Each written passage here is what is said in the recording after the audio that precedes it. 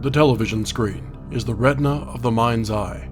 Therefore, the television screen is part of the physical structure of the brain. Therefore, whatever appears on the television screen emerges as raw experience for those who watch it. Therefore, television is reality, and reality is less than television. Videodrome, written by David Cronenberg.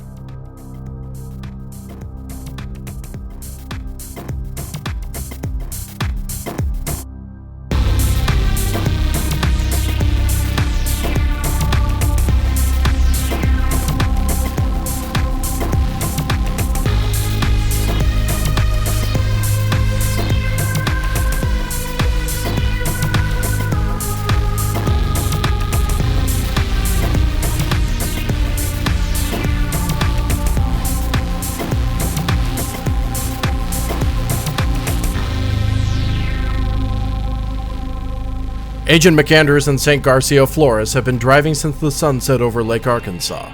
With the tiny town of refinery workers and bartenders in the rearview, the investigators' next destination is clear. After disbanding a cult, rescuing an immaterial alien, realigning the shadowy planes of reality, busting a fraudulent tourist attraction, and saving the senior citizens of the Swaying Birches Retirement Community, Alister and Saint's haphazard partnership has come to its logical conclusion.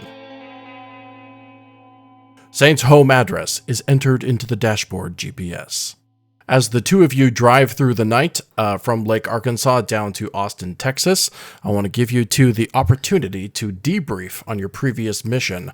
Although, before I kind of open the door for dialogue, it is noted that you have ended a chapter and therefore you have crossed a significant milestone using the logic of the Fate rulebook. So if you two want to take a look at the various things that a significant milestone allows you to do in terms of advancement and change of your characters, that is absolutely super. You don't have to make those changes now. Obviously, while we're recording, we can do that before maybe the kind of proper start of the mission next time. But in the meantime, our two investigators are driving from Lake Arkansas to Austin. If there's any maybe conversation that wants to come up during that time, or if the two of you have a method for, you've been on your feet all day, so maybe you're swapping who's driving or whatnot. Yeah, previously when we've been driving places, what we've been doing is the old classic one drives, one sleeps, like they do in the Mouth of Madness, and my card trips growing up. So, I'm sure there are times we are both awake. Hopefully not times where we're both asleep. Yeah, that would be I think problematic. a lot of it is swapping back and forth. It's fine. It has autopilot. I think if I recall, we left off kind of oddly at the end of the last chapter, if only because Alister's boss called and was like, said something about me. Yeah. And which I don't believe you're aware of. No, I'm not directly aware of that. No, but you said, I just remember specifically that you were like, I have to call my boss and like tell him what to do about this place. And I wasn't like feeling the vibe of that extremely, though I understand that that's your job, but I don't trust the feds, so, but you are still holding that from me, so I don't know but also you love to lie.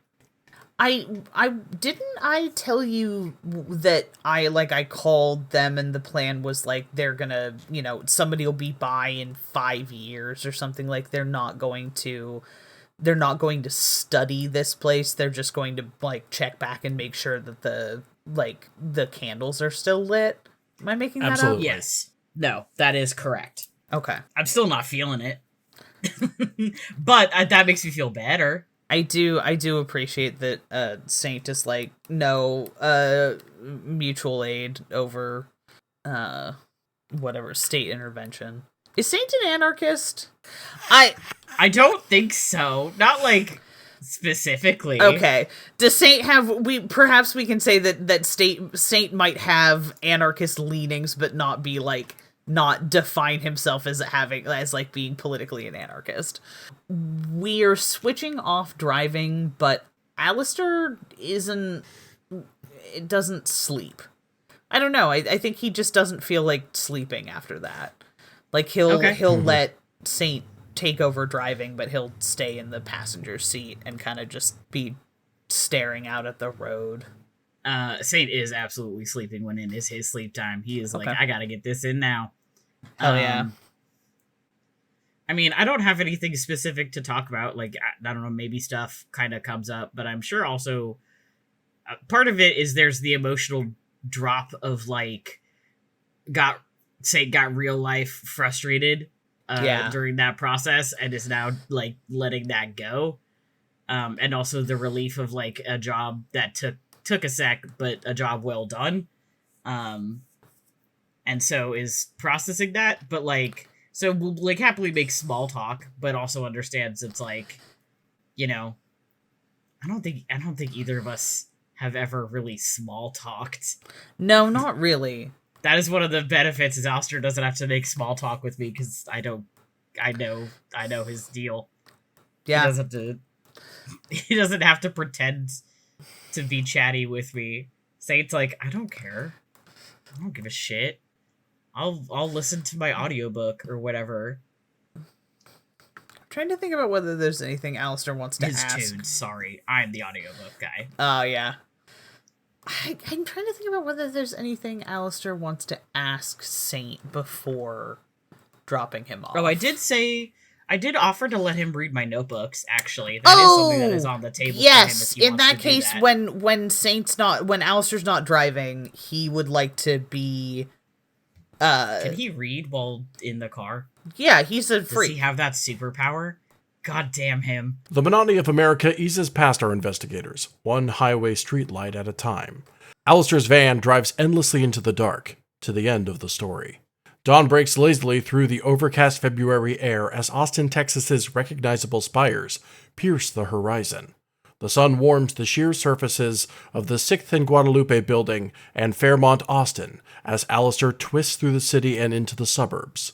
The blue line on the GPS pulses and readjusts, with each turn closer to home. Alister's vehicle pulls up to the modest suburban home away from the city of Austin. Saint's home is unassuming. A tangle of trees, barren from the cold winter, separates the home from the sidewalk. A red brick facade encases the living room, and drawn shutter blind shelters Saint's sanctum sanctorum from peering eyes. The pre-dawn hours are quiet and unremarkable. As the exorcist's neighbors get ready for work, Saint pulls into the driveway, exhausted from hours on the road, with weeks of dangerous encounters weighing down his shoulders. The car stops. Cool. I mean, I'm out of the van. I depending on who is driving. I like the idea that I'm driving, if I may. Yeah, sure. And I reach over and take the notebook gently out of Alister's hands. Because he's just absorbed in reading. Yeah, I think he, like, didn't even realize that we had stopped. Like, that we were like, stopped, and is like, oh. Like, there's, like, looks a good up. 15 seconds for you to sit there, and just leans over and slowly pulls it out of his hands. We're here. Like, look out the window. Takes a... Alister's all, you know, he does that thing where when he's not pretending to be a normal human being, he, like, looks a little too... He, like, spends a little too long studying things and people. And so I think, like, the house out the window gets one of those, like, very analytical once-overs. House analyzed. Yeah. He's just like... This is where... This is where Saint is from, and... My motorcycle's in the driveway. Yeah. He's, look, is Alister hungry for details about Saint and doesn't know why? Maybe. Is he gonna get any today? I don't know. That's Probably on him. not. Cool. I don't know. I will... Yeah. I'll obviously also get out of the car. Yeah. I'm grabbing my stuff. Okay, well, thanks for the ride. And for stopping by even to help my cousin. Actually, I know that was kind of a weird detour, but I appreciate your help. It was a learning opportunity, among other things. I love him. Thank God. I don't. Yeah, that's you know what? That's a nice way to put it. Put my stuff back, tuck the notebook back in my bag, and put it over my shoulder.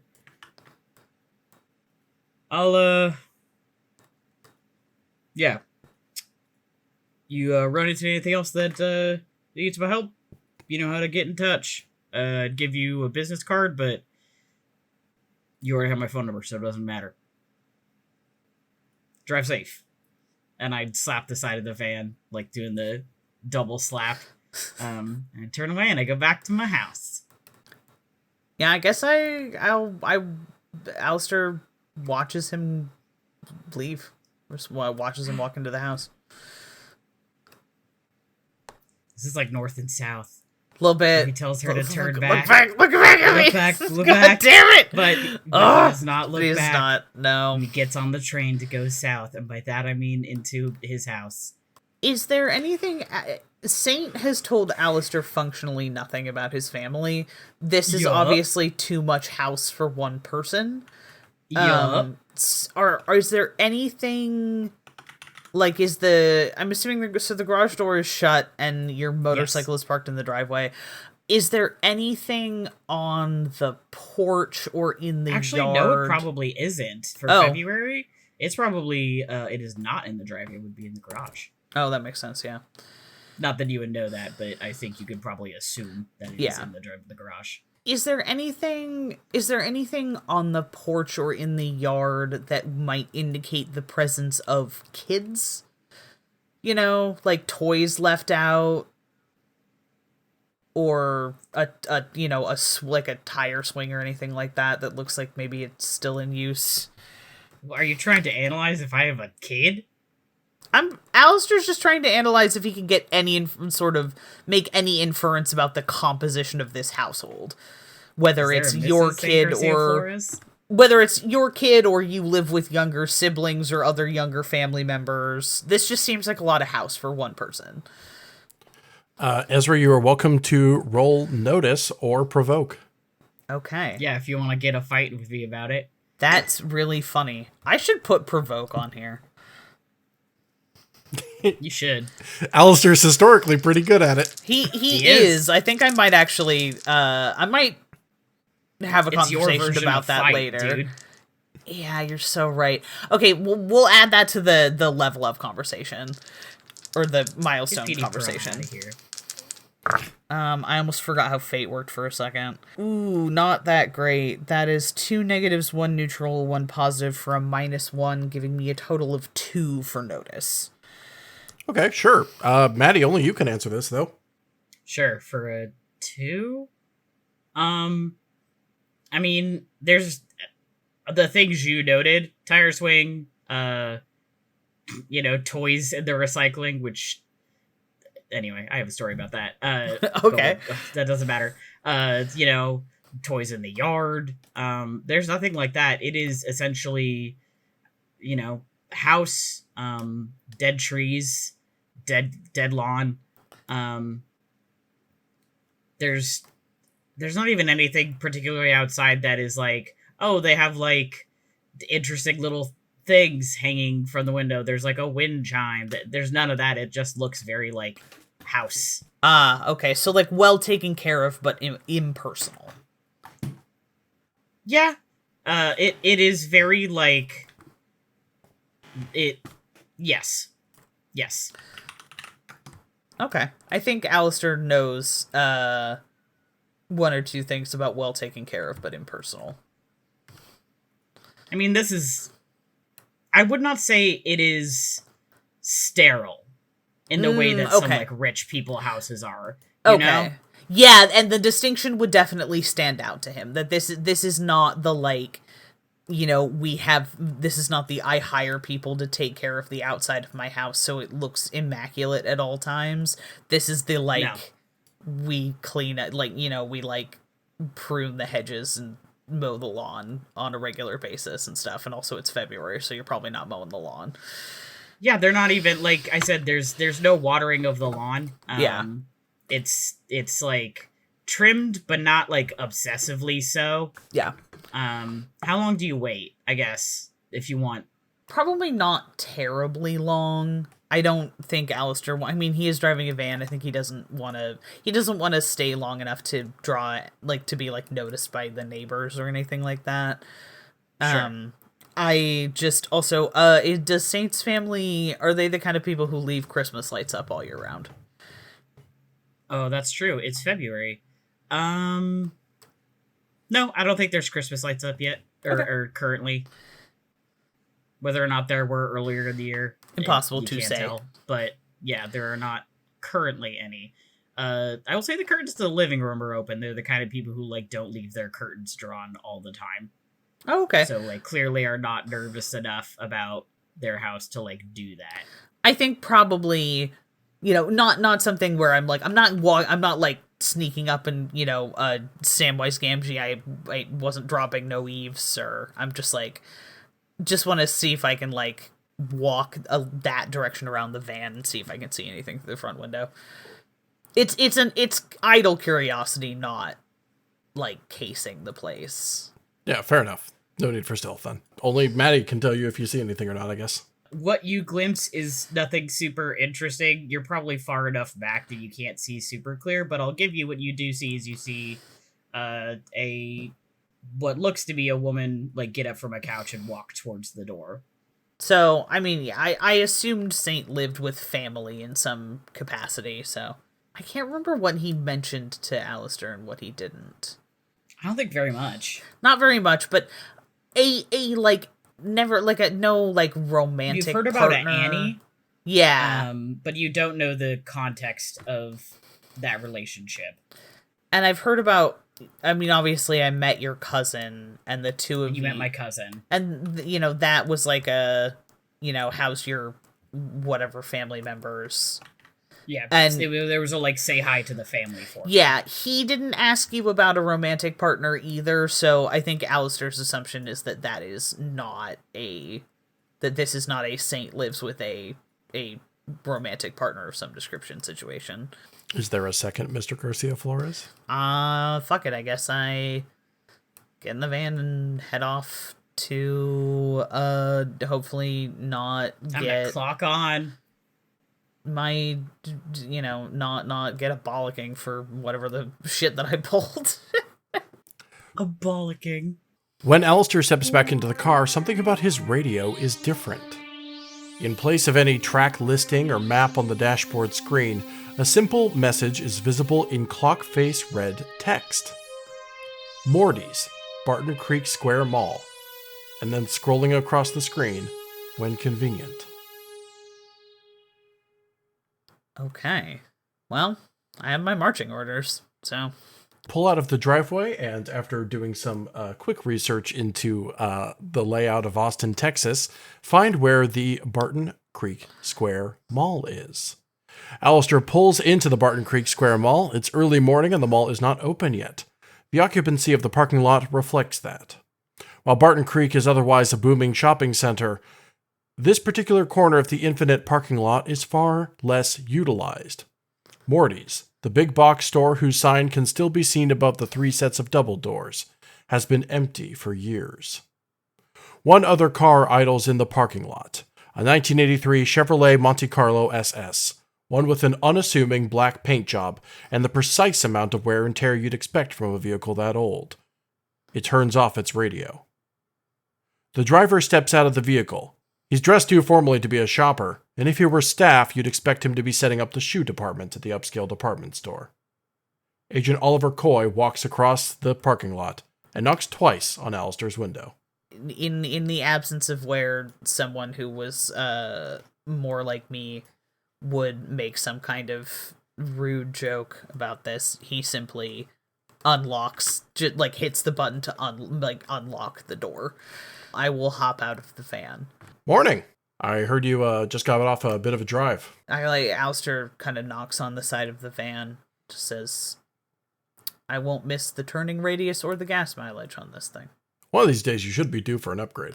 It has its perks, but it's... It is one of the perks of the job. Speaking of which, he gestures back toward the department store. Shall we? He's loosened up a teeny bit. I think as as Oliver starts walking him off, he does just say, this is my first time at the Austin office. Is it now? Which one do you normally report to? I bounce around. That's a sexy ass car. It's a sexy ass car. Alistair's looking over at that thing like, will that okay, yeah, snazzy, but like, I don't think I could comfortably sleep in the backseat of that fucker. He's too tall. Well, like you said, one of these days you should be due for an upgrade. Yeah, that's true. Well, I'm sure we'll get used to the Austin office. It's not that dissimilar from anything else. Critically, there's on-site accommodations. I'm sure you'll want to rest at some point. Oh. Yes. How's the coffee? Seems to be the only thing that really sets the offices apart anymore. He shrugs as he starts walking toward the department store. The coffee's the coffee. We put up with it. Alright, well. And, in we go, I guess. I'm still losing my shit at this place being called the something Creek Square Mall. What was it? Barton Creek Square Mall. That's something. The real name of the real shopping center in I know Austin, Texas. something about that. Just my brain says it should be either Barton Creek or Barton Square. Pick one. Totally. No, it would be weird if it was the Washington Creek Square Mall. Yeah, it's just like too many words. Cut it down. Alistair's like not actually visibly mouthing this to himself, but he's been this whole time thinking Barton Creek Square Mall. Barton Creek Square Mall? Just doing it like this is inelegant. Like he's thinking like is there like a local he makes a mental note to figure out if there's like a local abbreviation that people use for this in case he needs to sound like he's from around here. Hey, maybe down at the BCSM. Yeah, you know. Like, do people just call it Barton Creek or something like that? Oliver Coy walks over to one of the sets of double doors at the front of Morty's and takes out a small key from his pocket, unlocking the door and ushering you in with a gesture. Morty's looks like it's been ransacked, an ancient Egyptian temple robbed of its grave goods and consumer products. The shelves are empty and there are a number of cardboard boxes that have been packed but never retrieved. They're now fixtures of the floor just as much as the perfume counters were. Agent Coy takes you to two elevators between two ferns that have not seen water or sunlight in quite a while. While the elevator bell dings, it echoes through the cavernously empty departments all around you. He gestures again. Okay. I, look for any kind of, like, is it gonna want to swipe my ID? Do I need to get a retinal scan? Like, I feel like these kind of things, there's probably a standard for this kind of thing. I just, whatever it is, I'm at the ready. Given that you have obviously experience showing up at other offices, I imagine there's similar entry protocols on those ones. You're just not sure what it is here. Yeah. No need to roll for that. It'll become apparent in a second. Okay. Agent Coy takes out a second key from his pocket and inserts it into the emergency key slot at the very bottom of the elevator panel.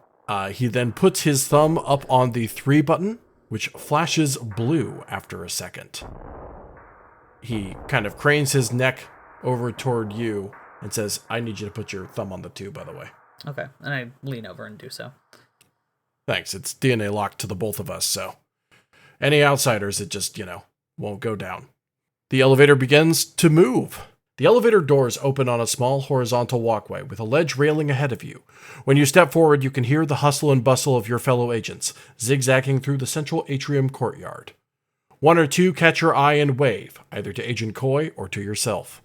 The department store upstairs may be empty, but the department downstairs is running smoothly. Far below prying eyes and wayward customers. Coy steps out first into the atrium of the Austin headquarters of the department. Okay. Hell yeah. Agent Gray's expecting you. Don't worry, he knows you've been on the road, so you're like, welcome to freshen up first. I wouldn't want to talk to my boss. He pauses for a while and realizes that he can't end this sentence without insulting you. Alister just is kind of looks down at what he's wearing, looks back up, and raises an eyebrow as like a, you don't have to continue that one. Or as like a, you can keep digging the hole if you want, but you don't have to. Has Alister had a chance to shower since running around the scary mansion in Aspen? I mean, possibly not. I did stick at least some of my body in a lake, which also probably didn't help. It's true. I forgot you smell like lake. I probably also smell a little bit like lake. I mostly smell like dust from digging around in people's attics. So before he leaves, I'll just ask if I do I already have a quarters assignment, or should I see someone about that? I imagine Gray's got that taken care of. I was just supposed to meet you at the door. Well, thanks. Nice to see you. Always a pleasure, Alister. Agent Coy walks off down one of the many unidentified hallways. Whither to? Unknown. I will either find out or not, depending on what somebody else decides I need to know. I think I like to imagine that one of the weird things the department does is that there is a system of signage, but it's like not intuitive unless you know it already. If somebody were to get in, they would be like, unless you already know the codes and stuff, you're like, none of it's going to mean anything to you. Sure, right. It's all, it's just alphanumeric abbreviation or whatever. Yeah. So we've never really we haven't really discussed the how kind of tech heavy the actual institutions of the department are. Is this the kind of thing where I'm I go find a wall terminal and put in my code and it tells me what my bunk assignment is? Or do I need to go ask somebody? No, I can see that. That's a nice story idea. Yeah, I bet there's one of those vertical LED screen terminals like you would see at an a upscale part of an airport or shopping mall or something that you can select the various store. Whatever your specific agent code number is, I bet it makes clear what your walking directions are to your assignment. I'll come up with my call sign. It's something really boring, but I'll come up with something. Yeah, so I guess I'll just I have it's not like I didn't have a bag with a change of clothes and stuff, but I'll probably go change back into a suit. Love the idea that Alister just had to pull a garment bag out of the back of the van. Yeah, but actually I do too. Yeah. So unironically, I do love that. Yeah. So I'll go take a quick shower and put go back to Men in Black mode. I then have to ask, does Alister presumably keeps luggage with him? Yeah. Duffel bag, roller bag. What's his deal? Oh, I think he probably, for his personal stuff, he has a one of those matching 3 sets, it has a roller bag, a smaller one, and then it matches a weekender that you are supposed to be able to put your with the shoe compartment thing. That's just really it's yet another thing that's not ostentatiously expensive. It's not brand name, it's not visibly branded, but it's really high. It's just very high quality. Sure. All black, very boring. He never, and also he never tags it at the airport, and yet he's never mixed it up with anybody else's. Your accommodations then are a straightforward 1-bedroom, 1-bath hotel room. It is, like many things the department does, utterly unassuming. There are double windows toward the far end of the room, depicting a beautiful cityscape, city that you're in. The Austin skyline is sprawled out ahead of you. You, of course, logically realize that since you're underground, that cannot possibly be the real Austin skyline. And in fact, it has a sort of LED glow to it.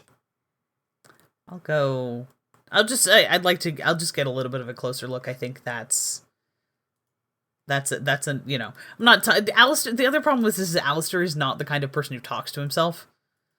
Like he'll like be making observations, but he won't say them out. Like if he's not making them to someone else, he just doesn't talk to himself.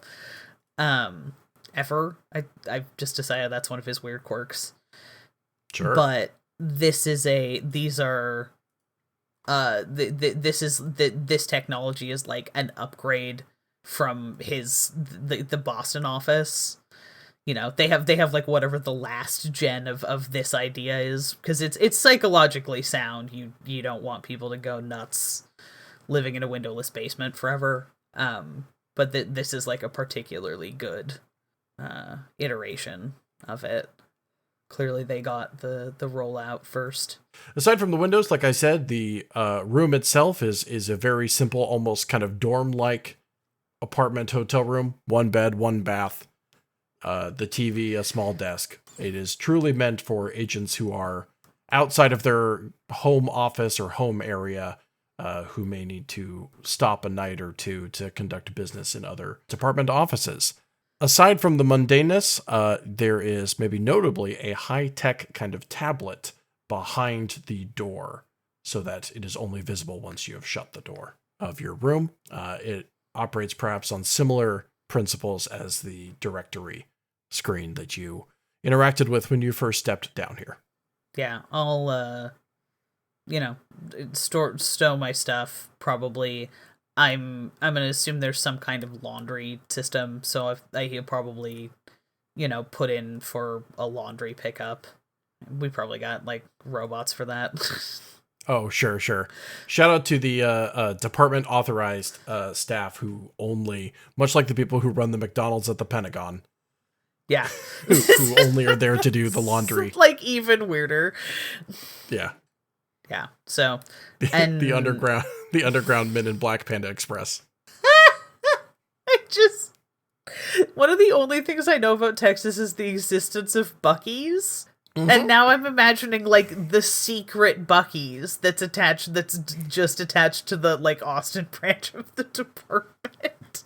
Actually, there's a real food court above you. So they just somehow deliver meals downstairs and don't ask questions. Yeah, they're like, oh yeah, it's DoorDash. Mm-hmm. We just put it on this unassuming dumbwaiter and lower the orange chicken down several stories. Wild. Okay, I'm assuming that the screen will also like let me know when and where I am expected by my boss. Absolutely. Similarly, you type in your code and it points you in the direction of Agent Gray's office. Okay.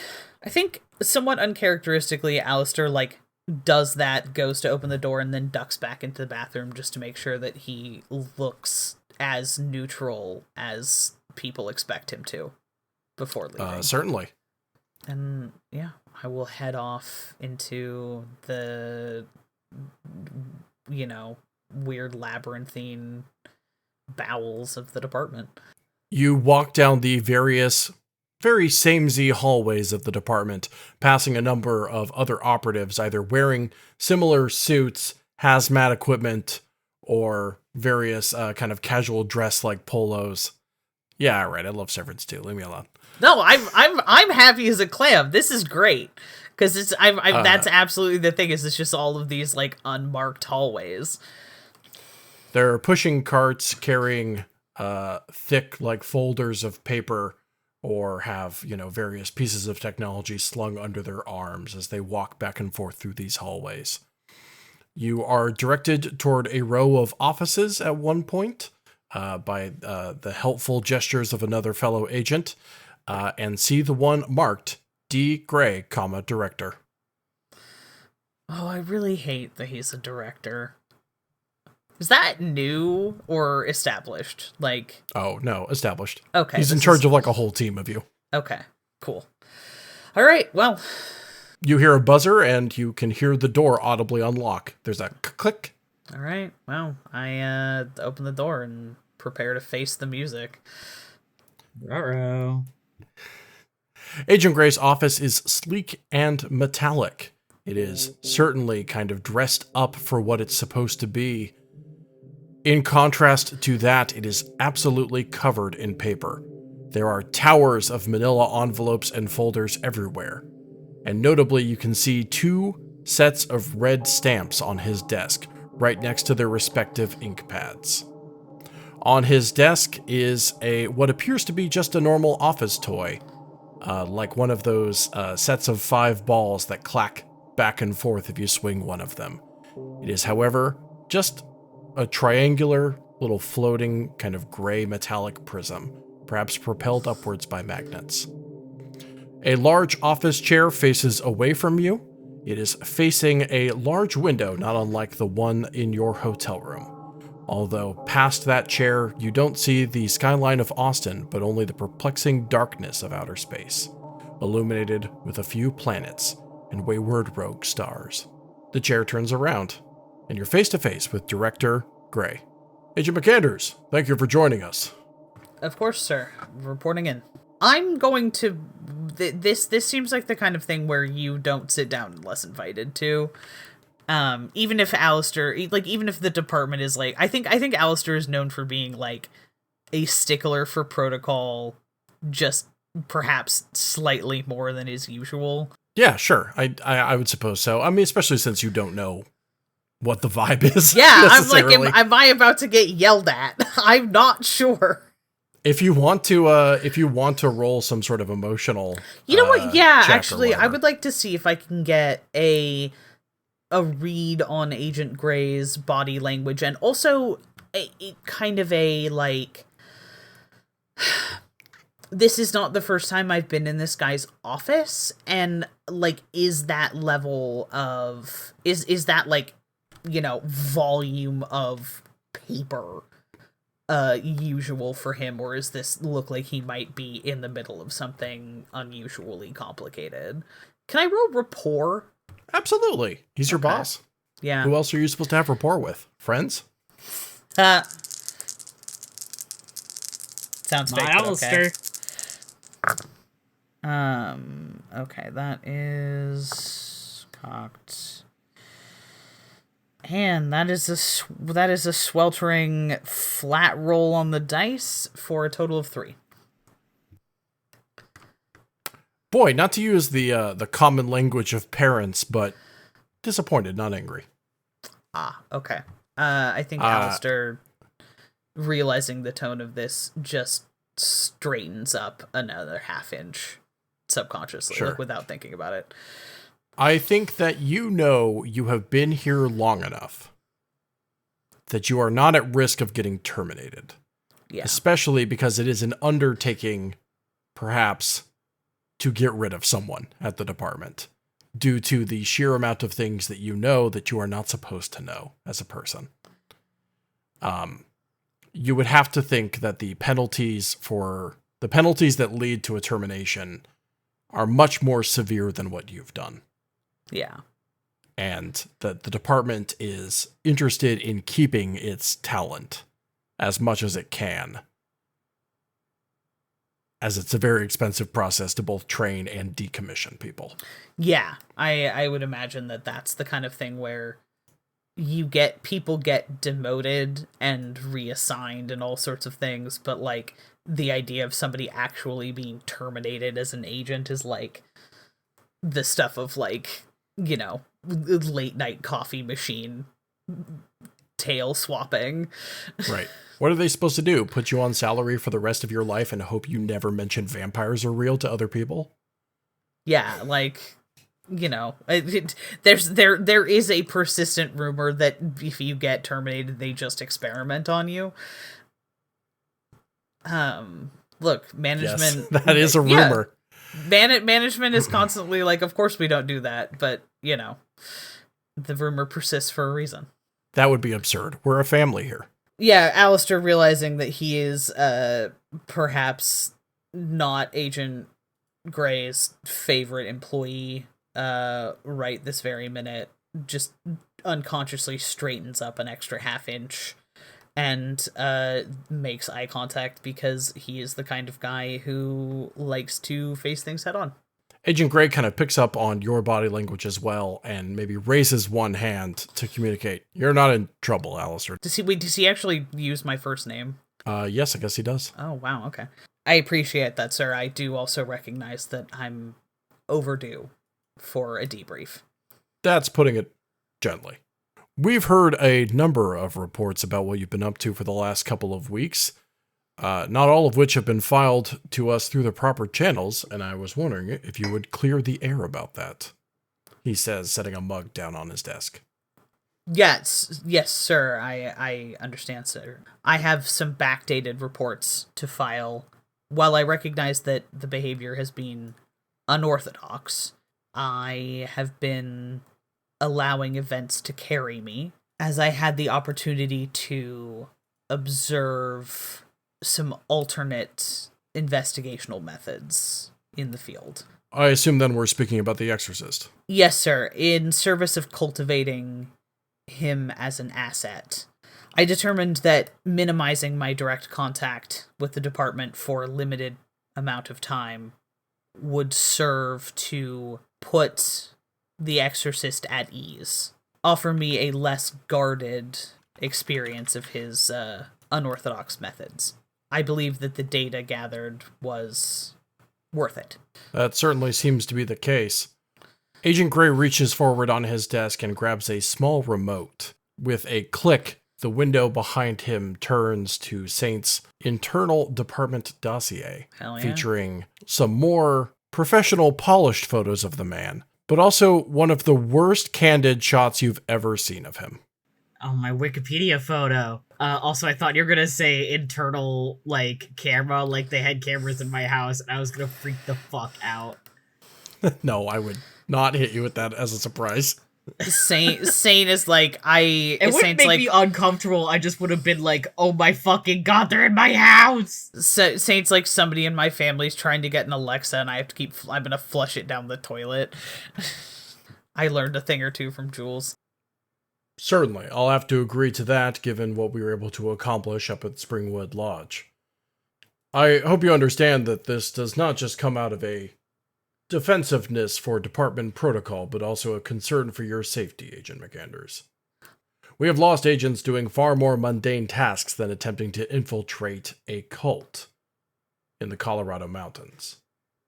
Of course, sir, and I appreciate the department's concern for the safety of all of its personnel. I'm trying to think about whether Alister feels compelled to say something about, Saint.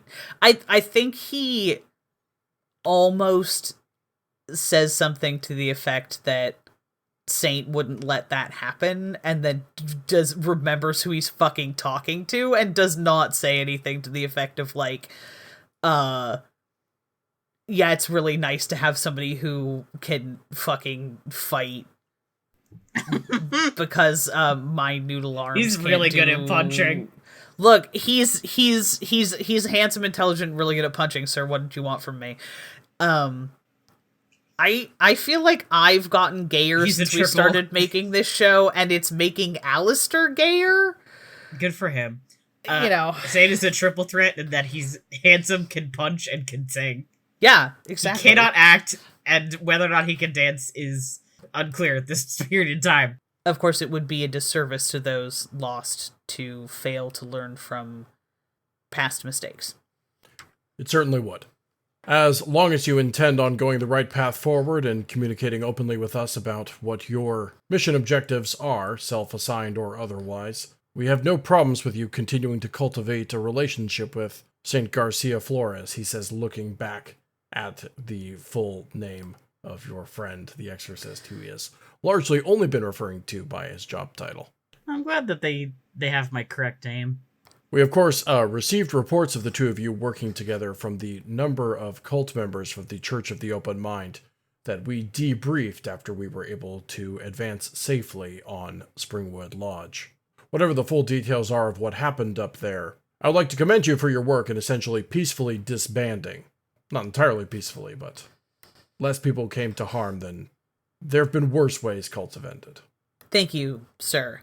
As Garcia Flores is ultimately a civilian, it would have been a dereliction of duty for me to allow him to take the cult on alone. He was very committed to understanding the source of Springfield's apparent aberrant abilities. Abilities that he currently claims to no longer have.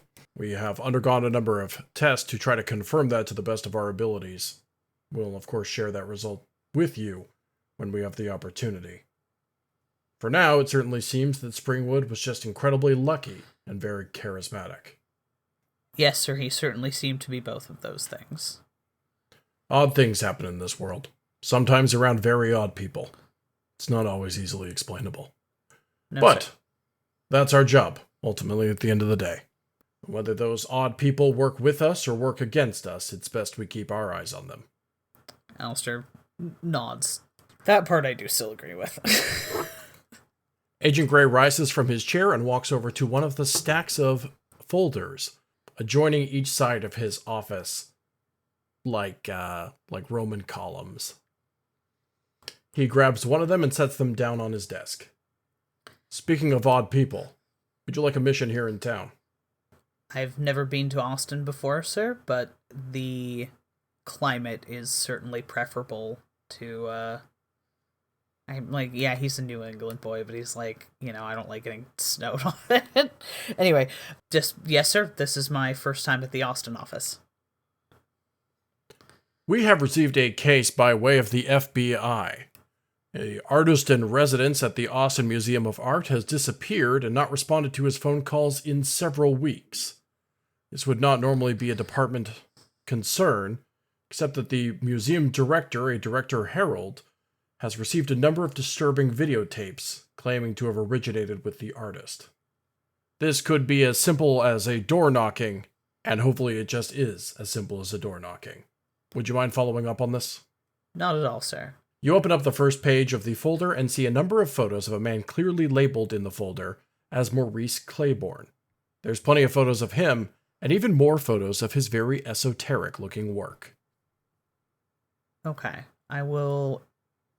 Is this art I've ever seen before? I seriously doubt it, but... No, I cannot imagine Alister is very into avant-garde interpretive art. No, not so much.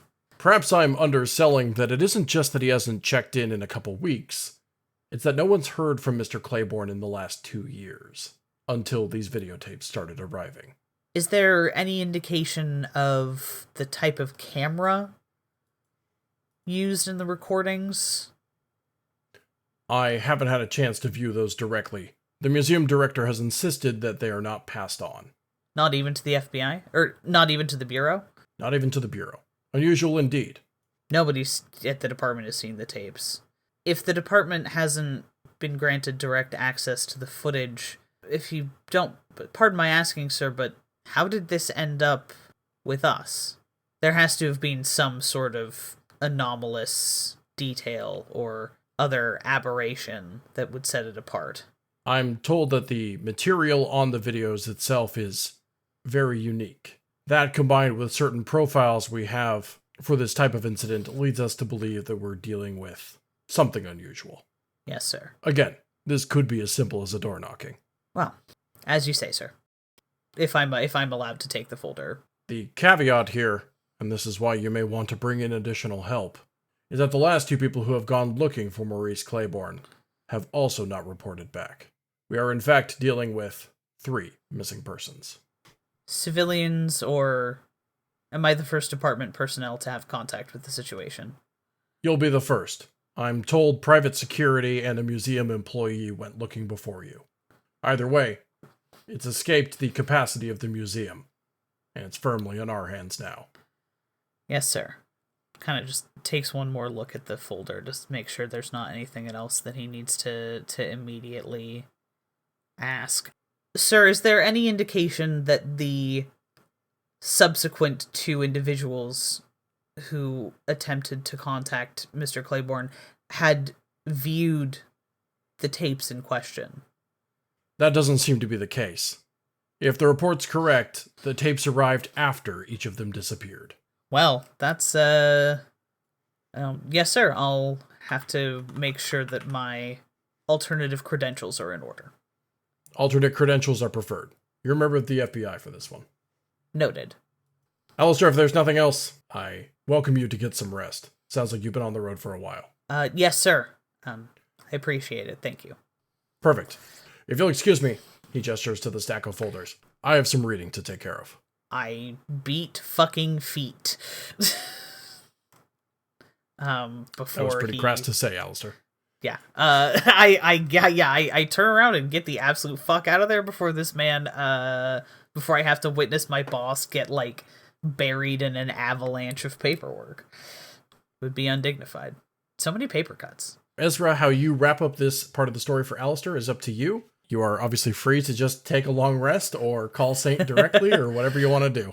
I think Alister is probably going to wait until he is topside again to contact Saint. Not because he necessarily thinks that it's going to make a difference in whether or not the department knows that he's contacting Saint, but at this point, crossing the streams in that way just feels wrong to him somehow. This also assumes you can get a cell phone call out of the underground. Also, bunker. Yeah, which, so I think he will just kind of do his little department drone routine and, just slot. I think he slots right back into just the kind of ticking off the boxes, make sure you eat, make sure you, like, restock, like, put in a request to restock whatever shit you need. Like, you know, does the ID printer need new cartridges or something like that? Sure. You know, yeah, he does kind of maintenance and will sit down with the file and his little notebook and start taking, you know, trying to figure out everything he can from the limited amount of information he's starting with. Are you looping me in? Yeah. Oh, he's definitely looping Saint in. I think he's I don't know that he necessarily trusts the whole where they're like, yeah, you can keep working with this guy, but I think he's also not going to. He wants to. This seems like a situation in which I may need a man to punch something. Yeah, I mean, also just like he likes working with Saint. He admires Saint and is like you know, like God. they work He better admires together. me. Yeah, I don't know. I don't know, Anyway, maybe I work fine on my own. You probably do. So does he, but I don't know. You've had some notable successes, and yes, definitively Saint, so. And Saint being there, and a couple times where we would have died without each other. You know, and that's something that I think he actually will be willing to tell Saint, is that having Saint there means that he has been able to rely on Saint's skills to continue on rather than abandoning an investigation, like, at a point, because it was, like, you know, it was going to be too dangerous or something like that. Mm-hmm. Like, you know, the department doesn't usually want you to get eaten by monsters. It's hard to fuck, like, people, it happens, but it's not like, you know, you there are protocols for, like, tapping out and coming in with backup. Yeah. It's just that, you know, that usually means handing the case off to a more senior agent and never finding out what the conclusion was, and he fucking hates that. Yeah. So, yeah, I think Alister will take the time to, you know, his, like, you know, he'll call, like, the next day. Okay. He'll like pull up the database and see if any new notes have been posted on whatever experiments he's following. Oh my God. Anyway, yeah, so he'll the next day, probably like maybe early afternoon or something, just to give Saint some time to, you know, do whatever. To eat a meal that wasn't Wendy's. Yeah, everybody eats something that didn't get delivered in a bag. Get government Panda Express. Yeah, he'll go topside and you know, kind of do the, like, determine whether he's keeping the van or not for now. I'm assuming is he getting an upgrade? Car.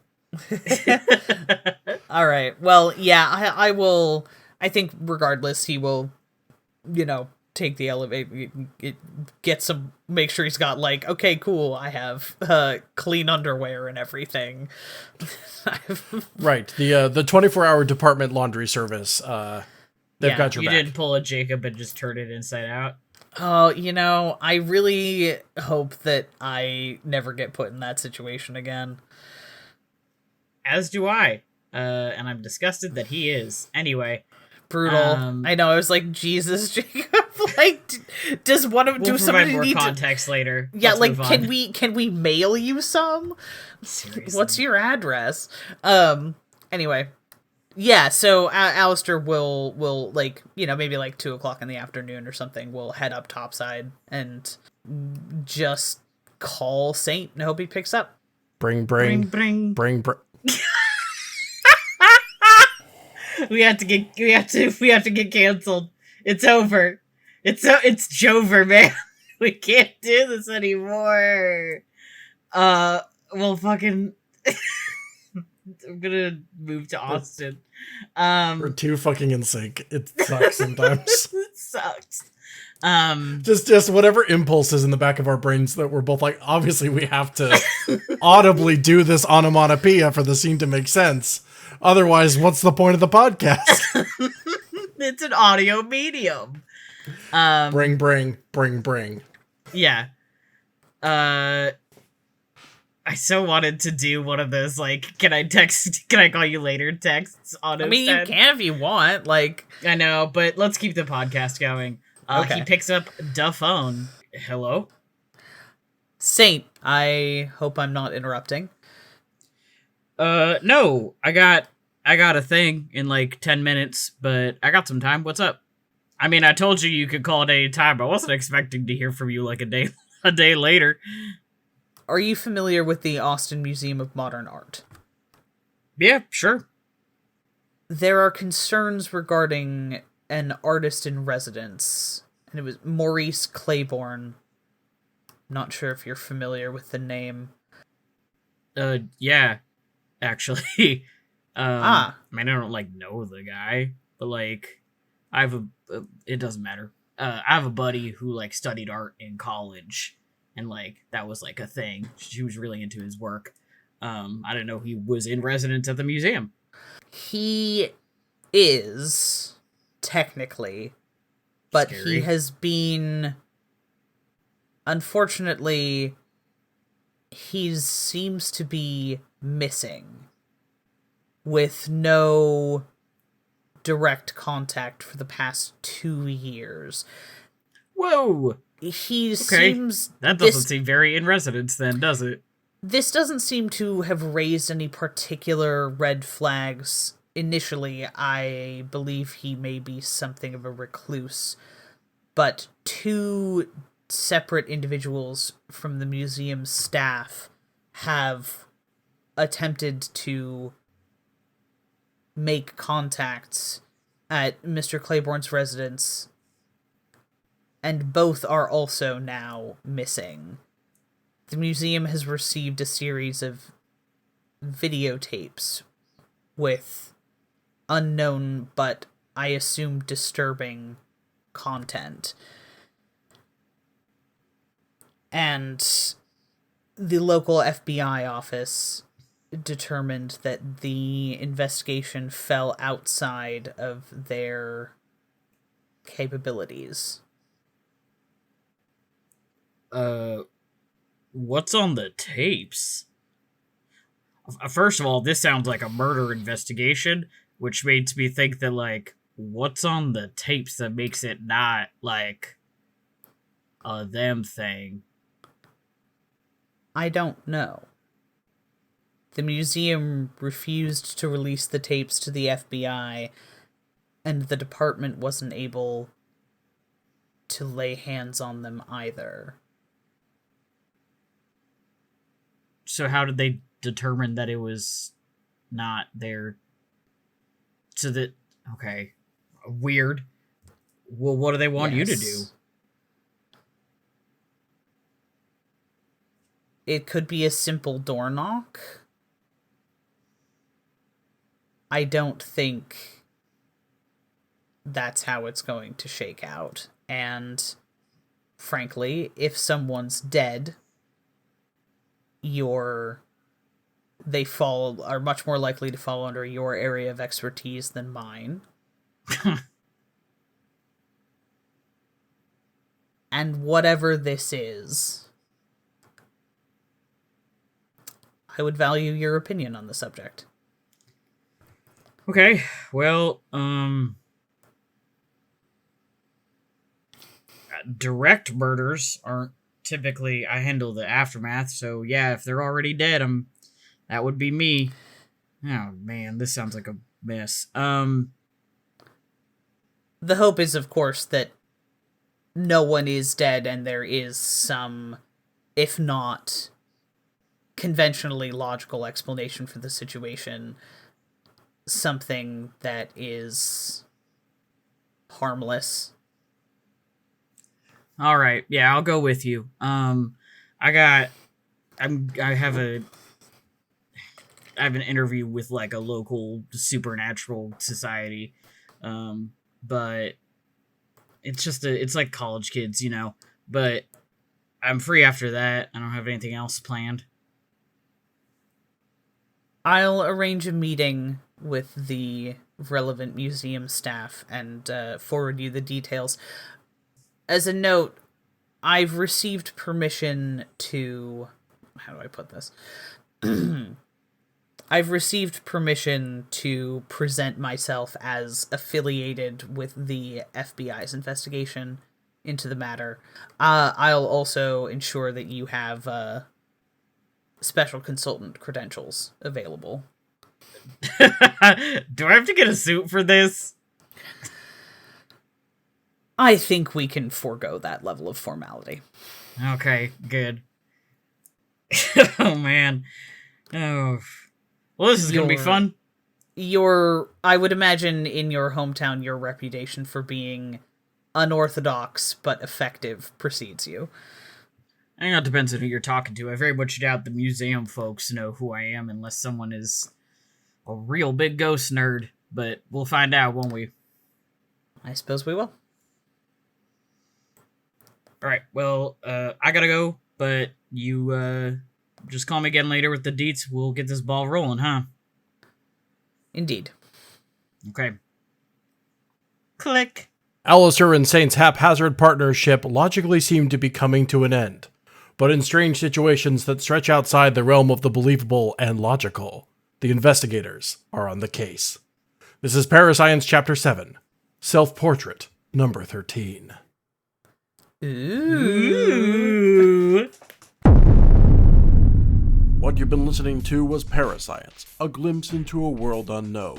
It is an actual play horror adventure told to you through the Fate system. Our players are Ezra Kaye as Man in Black Alister McAndrews, and Matty Trumbo-Gomes as capable young man Saint Garcia Flores. As for myself, I was your game master and disembodied voice, Ben Hamlin.